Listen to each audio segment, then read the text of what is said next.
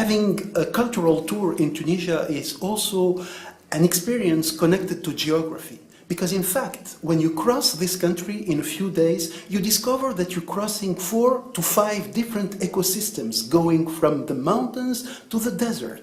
And in fact, this is a great experience, going to an oak forest and then ending up in a palm tree oasis. But this is not everything we'll be dealing with on this tour, because culture is going to be our main item, and discovering the Tunisian melting pot in history is also going to be one of our main tasks, because discovering all that will connect you to the history of Tunisia, the Latin history, the Phoenician history, the Byzantine history, and the Christian centuries of the country, the several communities that are still creating this country, from the Jewish to the Maltese, from the Italian to the Greeks. And Tunisia is so. It's a melting pot coming from the past. It's kind of a cradle of all these Mediterranean civilizations.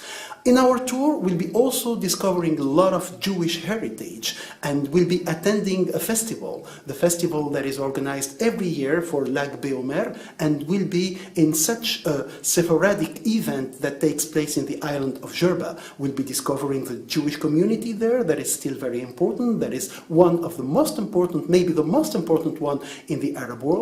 We'll be also discovering a lot about this island that shares a lot of diversity. In fact, you still find today in Jerba a black minority, a Jewish minority, and also a Hanafi minority. This is a special branch in Islam, and we also have another minority that is belonging to a special lecture of Sunni Islam. We call them the Ibadit.